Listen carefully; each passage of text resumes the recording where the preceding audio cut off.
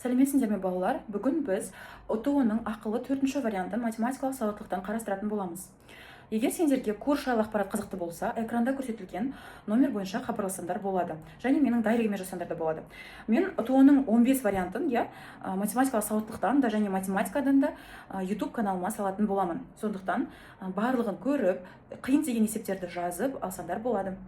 Ал кеттік. Бірінші есеп. 4-ші варианттың бірінші есебін шығарайық. 49 дейді. 49 тағы, бір знак тағаға ұқсайды екен, тең 7 дейді. Демек, 49-дан қай уақытта 7 шығады? Егер бұл знак бізде неше болса, 2-ден 1 болса, сол кезде ғана 7 шығады. Демек, бізде 7-нің квадраты көбейту 2-нің 2-ден 1 дәрежесі тең болады 7-ге. Демек, мына знагымыз бізде 2-ден 1 болып тұр. Келесі, 27 с деген знак, тең 3-ке дейді. Қай уақытта ол 3-ке тең болады? Ол бізде 3-тің, бұл жерде, получается, 27-нің 3-тен 1 дәрежесі болып тұр. Тең 3-ке сол уақытта шығады. Демек, мынау 3-тің 3 дәрежесі 3-тен 1 қысқарып, бізде 3-ті беру керек. Демек, бізде с деген знак 3-тен 1 дегенді білдіреді екен. Енді бізде сұрап тұрған нәрсе мынау болып тұр, 64, мынандай таға сияқты знак, сыртында с деген знак. Енді біздің тапқан сандарымызды қоямыз. 2-ден 1 дәрежесі және сыртында 3-тен 1 дәрежесі. Жақшаның сыртындағы және ішіндегі дәрежелері бір-біріне көбейтілетінін білеміз, балалар? 6-тан 1 дәрежесі болады. Ондай жауап бізде жоқ. Демек, біз 64-тің 2-нің 6 дәрежесі екенін есімізге түсіреміз. Сонда бізде ровно 2 деген жауап шығады екен. Ал кеттік ары қарай.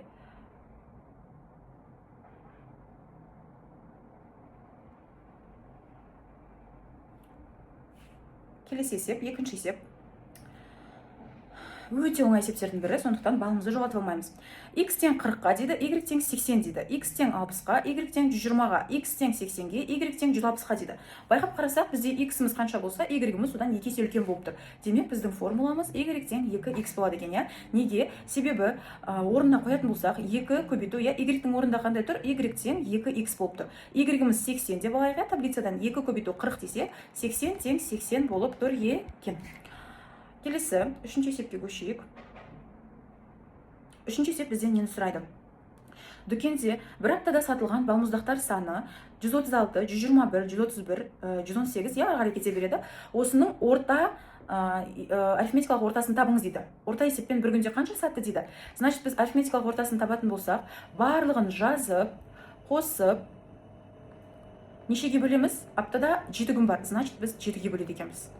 Калькулятор болады, міндетті түрде қателеспес үшін калькуляторды қолданамыз. Бөлеміз 7-ге. Сонда барлығын қоссақ бізде 910 шығады, оны 7-ге бөлсек бізде 130 деген сан шығады екен. Жауабымыз 130 болады. Оңай есептер келген кезде қателеспес шығаруға тырысамыз. Келесі, бізде 4 кітапты 2 оқушыға неше тәсілмен беруге болады деп сұрап тұр. Бұл бізде ЦНК-мен шығатын есеп. ЦНК-ның формуласы есімізде болса n факториал, k факториал, n минус k факториал. Өте көп жиі айтып жүрмін. ЦНК ешқандай статусы болмаған кезде, просто 4 оқушыны таңда, 5 оқушыны таңда, 2 кітапты таңда десе, біз ЦНК-ны қолданамыз.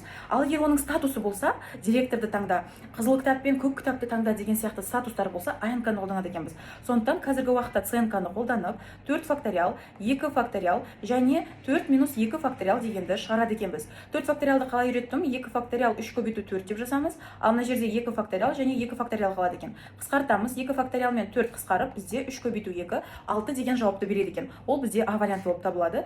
4 кітапты 2 оқушыға 6 тәсілмен беруге болады деп жазып аламыз. Математикалық сауаттылықта осы есеп келсе, көп оқушылар қиналып жатады. Көптеген әртүрлі фигуралар береді, соның ауданын тап дейді, Енді бұл фигураны табатын болсақ, біз тікбұрышты, үшбұрышты шығарып аламыз. Ішінен, получается, бүйтіп 2-ге бөлетін болсақ, бізде 2 тікбұрышты үшбұрыш пайда болады, Мына жағын көкпен бояйын, ал келесі жағын қызылмен бояйын. Получается, бізде 2 тікбұрышты үшбұрыш. Осының ауданын жеке-жеке тауып бір-біріне қоса саламыз. Мысалы, қызылдың ауданы, кез келген тікбұрышты үшбұрыштың ауданы катеттерін көбейтіп 2-ге бөлгенге тең. Мынау қызылдың катетінің біреуі мына жерде тұрғаны бізде 2-ге тең, ал астыңғысы бізде 3-ге тең, дұрыс па? Сонда оны 2-ге бөлсек, бізде 3 деген жауап шығады екен. Ал енді көкті шығарайық. Көк бізде неге тең болып тұр? А көбейту Б бөлінген 2 тоже. Жоғарыдағы катеті 2 болып тұр, астындағы катеті бізде 1 болып тұр. Демек, бөлінген 2, 2 мен 2 қысқарып 1-ді береді. Енді көк пен қызыл бізде ортақ болып тұр ғой, Демек, осы ортақ 2 ауданды біз қосамыз. 3 қосу 1 тең 4 деп, фигураның ауданы 4 екенін анықтап алады екенбіз. Келесі есепті қарастырамыз. жоғары оқу орнының бірінші курс студенттеріне арналған мерекелік неше кешке киім үлгісі дейді. Енді әртүрлі киім үлгілері бар екен, классика, дәстүрлі, жеңіл, күнделікті дейді. Бізде сұрап тұрғаны дәстүрлі киім үлгісін таңдаған ұлдар мен қыздардың саны барлық оқушының да барлық студенттердің қанша пайызын құрайды дейді. Бірінші дәстүрліні тауып алайық, иә. Дәстүрлі бізде мынау 5 болып тұр және 15 болып тұр. Демек 5 қосу 15 бізде 20 дәстүрлі бар екен, иә, дәстүрлі. Ал барлығын тап десе, барлығы бізде қанша болып тұр? 20 қосу 5 қосу 5, иә, қыздарды қосып шықсақ, потом ұлдарды қоссақ, барлығы бізде 103 шығады екен. 103 оқушы, ол барлығы. Енді бізде осы дәстүрлі қанша пайызын құрайды десе, не істей саламыз? 103 ол бізде 100% болады, иә? Ал 20 оқушы бізде x пайыз болады екен. Осыны шығара саламыз, 103x тең 2000-ға, иә? Ал x тең болады екен. Енді тең точно шықпайды, сондықтан мына жерде ондық бөлшекке жуықта деп тұр. Демек біз жуықтап 19-да 4% деп шығарады екенбіз. Жауабы Д болады. Келесі есепті қарастырайық. Сыныптағы 22 оқушының арасынан старостаны, мәдениет секторын, спорт секторын және редколлегия мүшесін неше тәсілмен сайлауға болатынын көрсетіңіз дейді. Егер осындай АНК және ЦНК-мен шығатын есептер келе берсе, мен каждый раз айтатын боламын. ЦНК егер таңда деген, тап деген санның статусы болмаса, ЦНК-мен шығарамыз. Ал егер оның статусы болса, жаңағы староста, мәдениет секторы болса, біз АНК-мен шығарамыз. Естеріңде болсын, осы қағиданы білсеңдер, АНК мен ЦНК-ны ешқашан қателеспейсіңдер. Себебі АНК-да біз орын ауыстыра аламыз, ал ЦНК-да орын ауыстырудың мағынасы жоқ. Сондықтан АНК-ны қолданамыз. Бізде N-нің орында 22 болып тұр, К-нің орында 4 адамды біз таңдайын деп тұрмыз. Демек бізде 22 факториал бөлінген 22 минус 4 факториал деген формула шығады екен. Демек бізде ол нешеге тең болады? 22 факториал бөлінген 18 факториалға тең болады екен. Оны қалай шығарамыз? Оны біз былай шығарамыз. 18 факториал 19, 20, 21, 22. Астында бізде 18 факториал болады, иә, мынамен қысқарып кетеді. Ал мына сандардың барлығын калькулятормен көбейтеміз. Сол кезде бізде 175.560 деген сан шығады екен. Ол бізде Д болып шықты, иә. Ұмытпаймыз балалар, қағиданы жазып жаттап аламыз. Формула дәптеріміз болса, формула дәптерімізге жазып аламыз. Енді мен лишний сөздерсіз түсіндірейін, иә, осы варианттарды, тек есептерді ары қарай түсіндіре берейін. 8-ші. Бұл жерде не дейді? Төмендегі мәліметтерді пайдаланып, x қосу y-ті табыңыз дейді. Бұл жерде біз бір қарағанда қорқып кетуіміз мүмкін. Я, себебі бұл жерде әртүрлі әріп болып тұр. Мына бізде y плюс z тең деп тұр 58-ге. Потом z плюс a тең болып тұр 60-ға. Келесі x қосу a тең болып тұр 63-ге. Ал бізге x қосу y-ті тап деді, иә. Бұны біз системамен шығарсақ, өте ұзақ шығарып кетуіміз мүмкін. Сондықтан біз бұл жерде логикаға сүйенеміз. Біз бұл жерде как будто бы x-ті және y-ті жеке-жеке тауып, орнына өрнек қоя саламыз деп келсек, иә. Бірінші бізде мына жоғарыда y тұр екен. Бұл y-ті табу үшін мен мына жердегі z-ті не істеуім керек? A-ға айналдырып алуым керек. Неге? Себебі мынау x-ті мен не арқылы, қандай әріп арқылы жазалады екенмін? X-ті мен 63 минус a деп a арқылы жазаламын. Демек мен бұл жерде z-ті 60 минус a деп жазсам, оны мен қайда апара аламын? Мына жоғарыға z-тің орнына апара аламын. Y тең, иә. Y тең демейін, қандай болады? Y қосу z-тің орнында 60 минус a тең болады 58. Сонда y-тің орнында қандай мән шығады екен? Y-тің орнында бізде a минус 2 деген шығады екен. Енді осы жерден бізде информация толықтанды, я. Y-тің орнына a минус 2-ні қоя аламыз, ал x-тің орнына 63 минус a-ны қоя алады екенбіз. Сонда біз 2x-мізді де және y деген әріптерімізді де a-мен өрнектей алдық.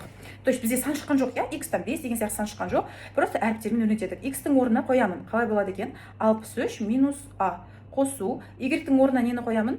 a минус 2-ні қояды екен. Сонда менде a мен a қысқарады, 63 минус 2 маған 61 деген бүтін санды береді екен. Дәл осылай біз оп-оңай жолмен Б вариантын анықтайды екенбіз.